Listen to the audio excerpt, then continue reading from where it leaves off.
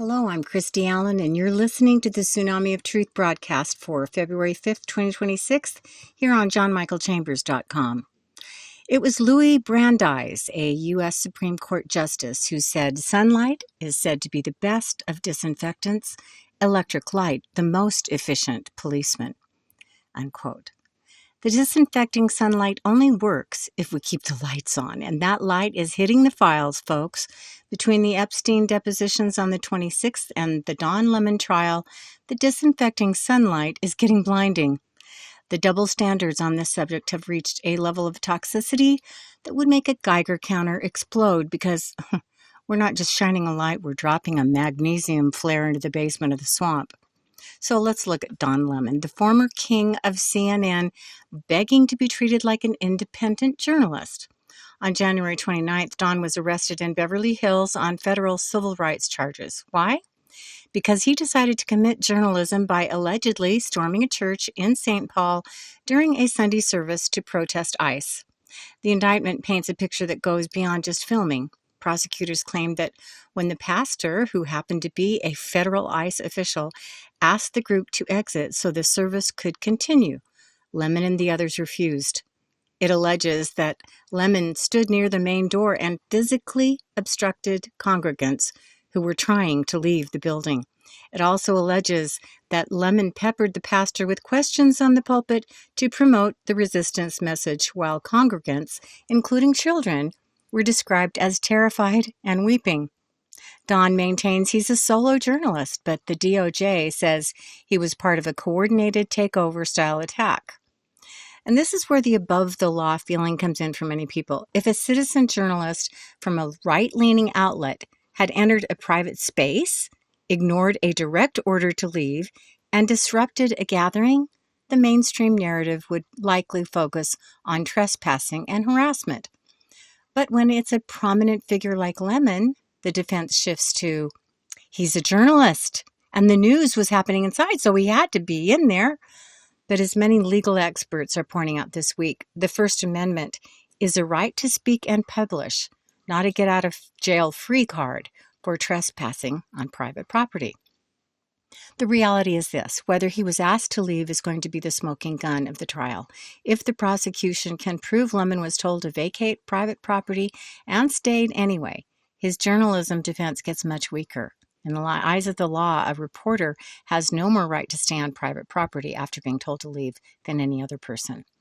Look, if you think you're above the rules because your cause or your job is important, you're essentially creating a two-tier justice system, aren't you? So now that this is all surfaced, the legacy media is terrified. Why? They realize that the journalist shield they built only works if they have the power. Now that the power has shifted, they're begging for the same protections they tried to strip from you. Now, here's the irony so thick you could spread it on toast. The DOJ, led by Attorney General Pam Bondi, is using the FACE Act against Don Lemon. That's the Freedom of Access to Clinic Entrances Act. For years, the left used this law to hammersmith anti-abortion protesters into the ground. But now that is being used to protect a church from pro-migrant protest? Yeah, suddenly the Democrats are sounding the alarm on government overreach, unquote. Don's defense: I was there as a journalist, he said. But hold on. Since when does a press pass, which he likely printed himself because he was fired, give you the right to ignore a pastor telling you to leave his private property?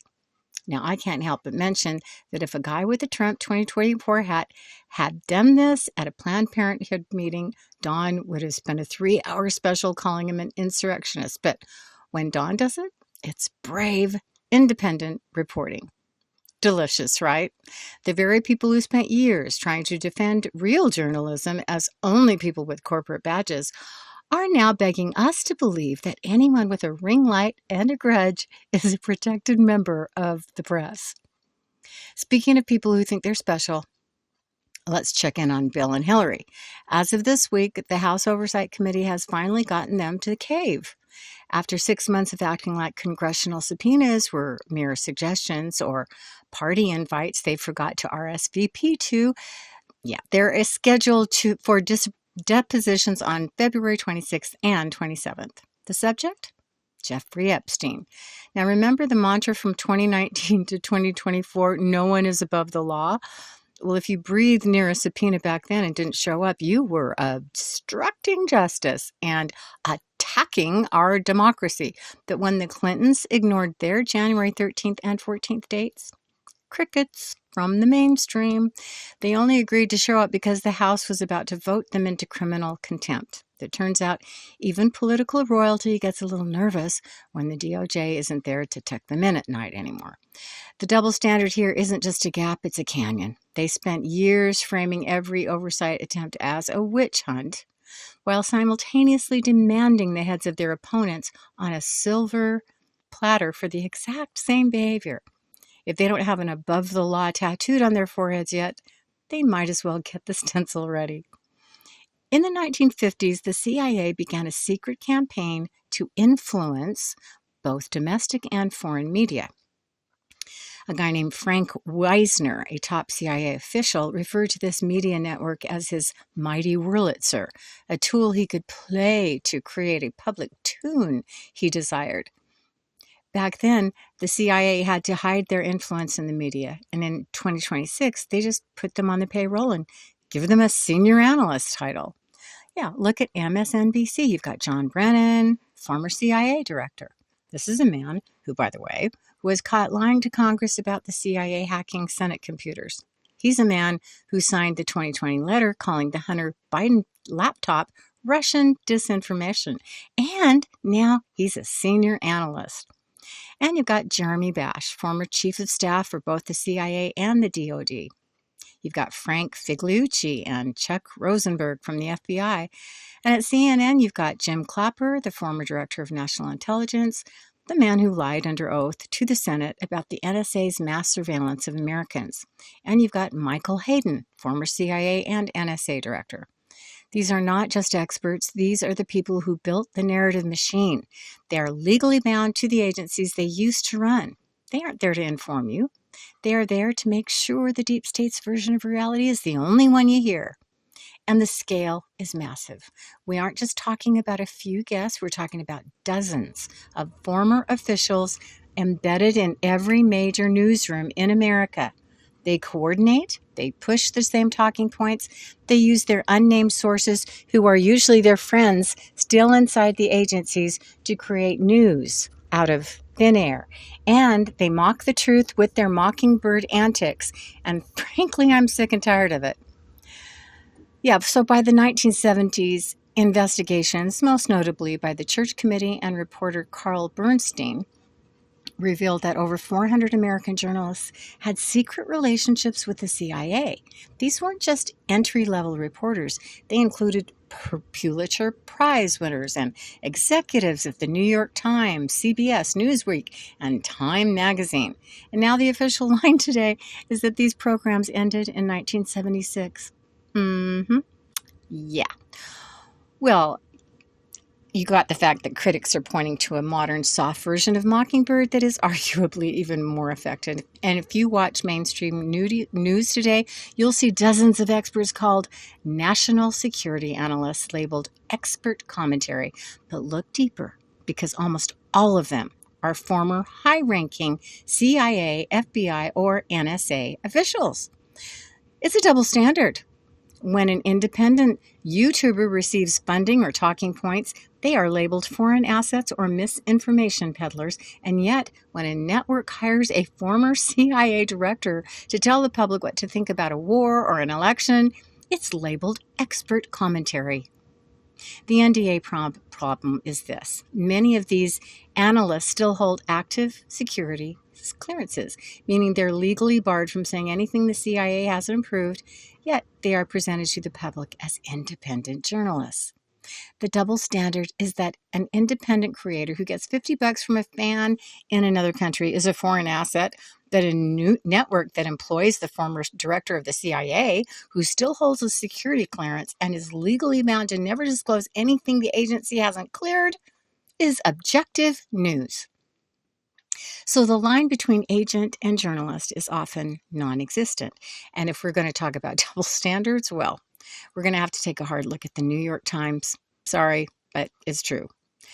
They've spent 5 years ignoring the Hunter Biden laptop, and they're now suddenly reporting on government overreach now that the DOJ is looking at their sources.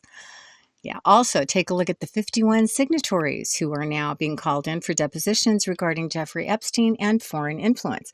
This explains why there's been direct hiring from the CIA into media outlets.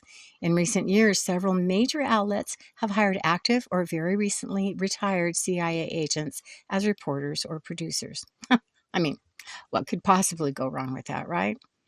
Plus, there's something called the Unit 82 overlap, which shocked me, where there's a significant trend of former Israeli intelligence, or Unit 8200 officers, moving directly into high-level producer roles at U.S. tech and media companies, a fact that is rarely disclosed to the audience.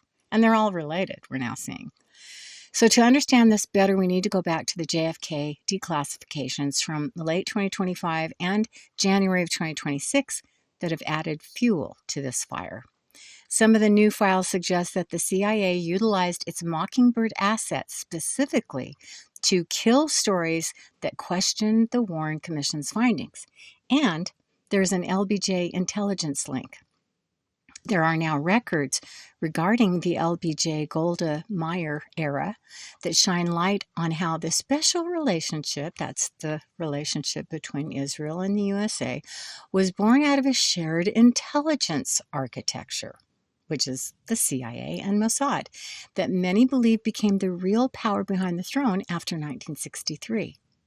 And if true, that answers a lot of questions. But what this boils down to is that the mainstream media often operates as a PR firm for the security state while accusing independent journalists of being the ones who are compromised. Yeah, it's a perfect circle of projection. Now let's get into the deep water with AIPAC, FARA, and foreign influence. This is where the above-the-law feeling is most visible right now. I'm going to try and explain this loophole. Groups like the National Association of Manufacturers, for instance, or any various environmental groups have to be transparent about their donors. But for some reason, AIPAC has successfully fought off FARA, Foreign Agents Registration Act, registration for decades by claiming it's a domestic lobby. But in February of 2026, there's been a current movement and push in the House to finally force this registration. Critics argue that if the interference rules applied to everyone equally, any group advocating for a foreign military's budget would be under intense DOJ scrutiny. For decades, we've been told that foreign interference is the greatest threat to our republic.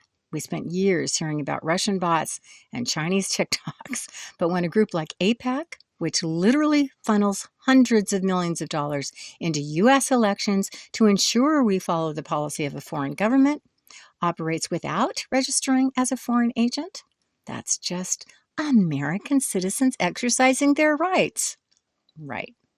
Well, the irony check is in 1962, JFK and his brother Bobby were actually trying to force AIPAC's predecessor, FARA, to register as a foreign agent.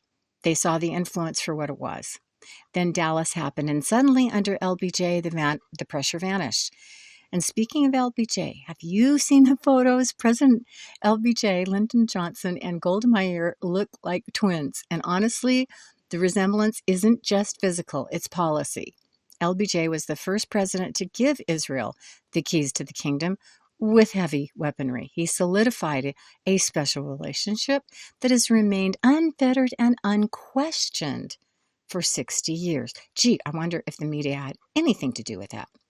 While the mainstream tells you that questioning this influence is fringe, the newly released JFK files from last month, January 2026, are whispering a different story. They're talking about permindex, intelligence cutouts, and a web of mafias, intelligence, corporate, and foreign, that all seem to benefit from JFK's sudden exit. In 1962, the DOJ under Robert Kennedy actually ordered AIPAC's predecessor, the American Zionist Council, to register as a foreign agent because it was funded by the Jewish Agency for Israel. They saw the influence for what it was. Then Dallas happened, and that pressure largely vanished when LBJ completely reversed course. He was the first president to send heavy tanks and jets to Israel. The pressure to register as foreign agents vanished overnight. That was when AIPAC was rebranded as an American lobby funded by U.S. donors. As of January 2026, there is a renewed push in Congress to force AIPAC to register under FARA. Critics argue that since AIPAC's mission is to advance the interests of a foreign government, the domestic donor loophole is a massive double standard compared to how groups representing China, Qatar, or Russia are treated. And if you want a real blockbuster connection, look at the JFK files released in January of 2026. Researchers are buzzing about Permindex. This is a Swiss-based trade organization who alleged by the Garrison investigation to be a front for the CIA with deep ties to the Mossad. Critics argue Permindex was the logistics hub for the Dallas hit to ensure a more pliable president took power, which they got in LBJ. The double standard I'm highlighting here is that anyone who links JFK or the dancing Israelis of 9/11 and modern lobbying are still labeled as conspiracy theorists, even though the actual evidence on foreign intelligence operating on U.S. soil is documented in the FBI's own archives. Speaking of the 9/11 records, in late 2025, new D-class regarding the Pent bomb investigation, that's the FBI's 9/11 probe, once again brought up the urban moving systems incident and the suspected Mossad surveillance of the hijackers, information that was largely downplayed in the original 9/11 Commission report. And here's a brief summary of the double standard. We've got the official standard versus the alternative reality. Is AIPAC a domestic lobby of American citizens, or are they a de facto foreign agent operating without FARA oversight? Do the JFK files require redactions for national security, or is this the protection of the old guard and foreign intelligence ties? And is foreign influence a threat to democracy when it's Russia or China, or is this couched in language like a shared value when it's a strategic ally? And please don't get me started about those mafias and how there is a definite intelligence, mafia, and corporate overlap that have all been protected by national security redactions in the JFK files. For me, it is clear that the light is starting to hit these files, and the more that comes out, the harder it's going to be for the above-the-law crowd to maintain the old narrative, and the double standard is blatant. Because when and if you link these events, you're a conspiracy theorist. But if you read the National Archives, you're just a guy with a library card. Let's talk about the journalists who aren't actually journalists. If you turn on the news today, you see national security analysts. They look good in a suit, they've got serious hair, and they all have one thing in common. They used to run the CIA, FBI, or NSA. Yeah, John Brennan, James Clapper, Michael Hayden. These men are the architects of the surveillance state. They're the ones who signed the letter saying the Hunter Biden laptop was Russian disinformation, which we now know was 100% real. And yet, they're the ones telling you what is true. This is Operation Mockingbird on steroids. Back in the 50s, the CIA had to hide their 400 journalist assets. But in 2026, they just give them a contract and a makeup artist and put them on at the 7 p.m. news. But it's not just about the narrative, it's about the money. This is where we follow the paper trail to a firm called Beacon Global Strategies, or BGS. Just so you remember, it's BS with a G in the middle of it, which is short for manipulation and following the money to the nearest military contract. If you see Jeremy Bash or Michael Morrell on your TV, the Chiron should really say salesman for the defense industry, because that is what BGS does. They are a strategic advisory firm that helps defense contractors win government contracts. And then there's the Mockingbird 47. Yeah, we've named the big stars, but there were 51 names on that 2020 letter. Today, we're naming the rest. These are the people who don't always get the CNN contract, but they are embedded in the boards and private equity firms that run the world. Mike Vickers sits on the board of BAE Systems. Rick Leggett sits on the board of M&T Bank. Glenn Gerstle, he's at Beacon Global Strategies. Nicholas Rasmussen just moved into a group funded by Facebook, Google, and Microsoft to counter terrorism, which usually means telling tech giants who to censor. These aren't individuals when they act as a synchronized unit. And here's how the double dip works in 2026. 1, the analyst goes on the news and explains why a specific region, like say the Arctic or Eastern Europe, is a dire threat to national security. And step 2, their firm, BGS, helps a client like Raytheon or Lockheed Martin secure a contract for the weapon systems needed to address that threat. So they create the problem and the solution. And then step 3, the taxpayer pays the bill, the contractor gets the profit, and the analyst gets his board fees and consulting retainers, which can run into the millions of dollars. It's a closed loop. It's a club, and you ain't in it. They're selling the war and buying the contracts at the same time.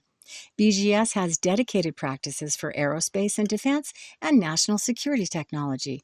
They're right at the center of the Pentagon's new replicator drone program, representing the companies that are building the next generation of autonomous warfare. And they do all of this while appearing as objective journalists. It's the ultimate conflict of interest, and it's happening in plain sight. So, yeah, the fuse is lit, folks. It's the ultimate hypocrisy. These are the same people who told us in 2020 that we had to suppress the truth to protect America from foreign influence. Yet today they're collecting paychecks from organizations funded by foreign ministries. And when they aren't on TV or in a boardroom, they're at a think tank. So Don Lemon is the face of the new First Amendment defense. The Clintons are the face of the old above the law guard, and the intelligence community is the voice in your ear telling you not to notice the patterns. But the light is starting to hit the files. Between the Epstein depositions and the JFK declassifications, the disinfectant sunlight is getting blinding. The great realignment is the moment when the people who built the cage realize they're the ones inside it. They're trying to use the very arguments we've been making for a decade to save themselves. They're talking about First Amendment rights and government weaponization as if they didn't spend the last 5 years cheering for it. They're going to try to rebrand. They're going to try to act like they were always on the side of independent voices. They're going to try to blend in with us, but don't let them. They think we have short memories. They think we won't notice that they're the ones who started this fire. They can call it misinformation all they want, but as we say on this show, if they have to lie to you about who they are, what they're really doing behind the scenes, who they really work for, and the manipulative wool they're trying to pull over your eyes, you probably shouldn't believe what they say. Thanks for listening to the Tsunami of Truth podcast.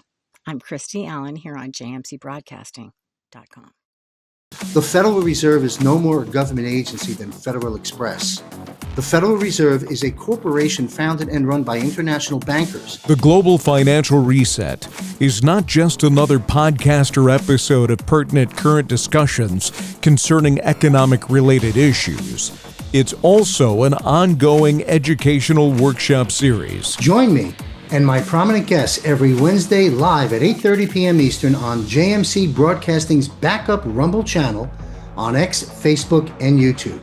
Sign up for JMC's free weekly war report, including notifications of when the Global Financial Reset show is published. The future is bright, and it belongs to us, not to the global elite. You can survive and thrive this reset transition, but it takes action on your behalf. The Global Financial Reset Workshop Series gives you the tools to get out of the system with confidence.